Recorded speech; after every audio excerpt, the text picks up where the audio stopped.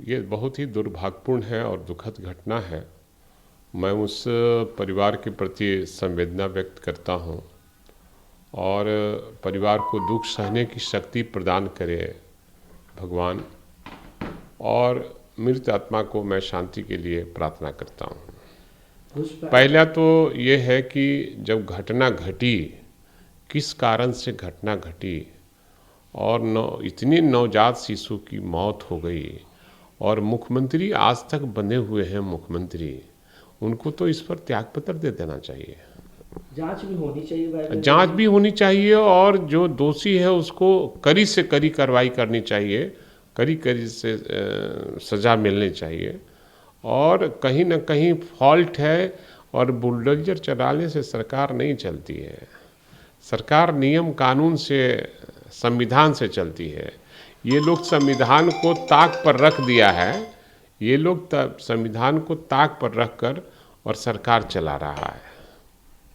केंद्रीय मंत्री शिवराज सिंह चौहान ने कहा कि घुसपैठ को ये लोग माँ बेटी के रोटी छीनने का काम करते, जो घुसपैठिया है, बांग्लादेशी घुसपैठिया झारखंड में, और झारखंड सरकार है आदिवासी भाइयों की माँ बेटी की। ये चुनाव आया है इसलिए इस तरह की भाषा का प्रयोग कर रहे हैं। कहीं घुसपैठ नहीं हो रहा है, और अगर घुसपैठ हो रहा है तो केंद्र की सरकार उसके लिए दोषी है और गृह मंत्री इसके लिए दोषी है। अगर देश में कहीं भी घुसपैठियाँ हो रही है तो उसके लिए गृह मंत्री दोषी हैं।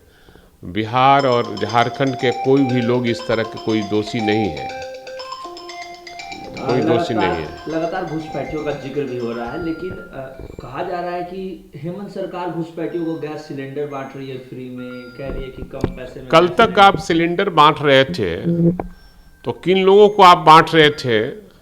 जो देश की आज़ादी की लड़ाई में जिन लोगों ने अपनी जान की कुर्बानी देकर इस देश को आज़ाद कराया था, हिंदू, मुस्लिम, सिख, ईसाई, सबको हम लोगों ने बांटा। और आप उसको बांट रहे थे जो अंग्रेज़ों के दलाल थे, अंग्रेज़ों के साथ मिलकर भारतीयों को मरवाने का काम किया था। आज़ादी के खिलाफ में आप थे। आप तो वही लोग का राज हो रहा है, देश में राज उन्हीं लोग का है। इसलिए इस सब बात बोलना उचित नहीं है, और चुनाव आया है इसलिए इस तरह की भाषा का प्रयोग कर रहे हैं। दो राज्यों में भी चुनाव हो रहे हैं, किस तरीके के नतीजे देख रहे हैं? एकदम निश्चित रूप से महागठबंधन की सरकार बनेगी, और जनता ने तय कर ली है कि महागठबंधन की सरकार को हमको साथ देना है। भाई वीरेंद्र जी, 4 सीटों पे उपचुनाव भी बिहार में हुए हैं, मतदान हुए हैं, कैसे नतीजे का इंतजार है? क्योंकि महागठबंधन चारों सीट पर चुनाव जीत रही है। मैं यही जानता हूँ कि लोगों ने तय कर लिया है कि महागठबंधन आने वाले दिनों में तेजस्वी यादव जी के नेतृत्व में सरकार बनेगी 2025 में।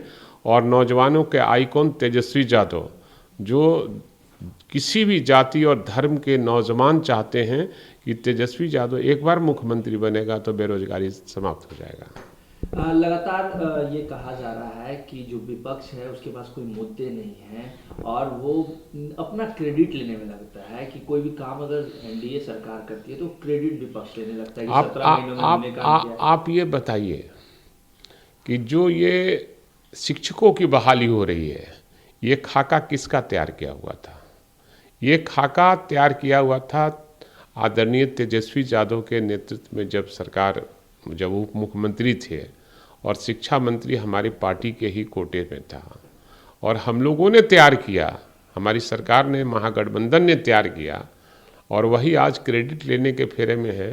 तो जो शुरुआत करता है क्रेडिट उसी को जाना चाहिए, महागठबंधन का ही क्रेडिट है ये। मुख्यमंत्री बार बार सफाई देते फिर रहे कि अब हम इधर उधर नहीं जाएंगे, बीच में गलती हो गई, कई दफा ये बार बार कह रहे हैं। जब भी प्रधानमंत्री आते तो कहते हैं आखिर क्यों सफाई क्यों देनी पड़ी? अब तो ये बात तो इन्हीं से पूछने पर पता चलेगा कि आखिर वो क्यों बोल रहे हैं और हमेशा विश्वास क्यों दिला रहे हैं। अब ज़्यादा मैं नहीं कुछ कहूँगा इस पर। मुख्यमंत्री ही विश्वास नहीं है क्या? और मुख्यमंत्री से ही पूछने पर पता चलेगा। ये भी कह रहे हैं कि आप लोगों के साथ आके गलती कर दी है। अब गलती करते तो हम समझते हैं कि गलती नहीं होती।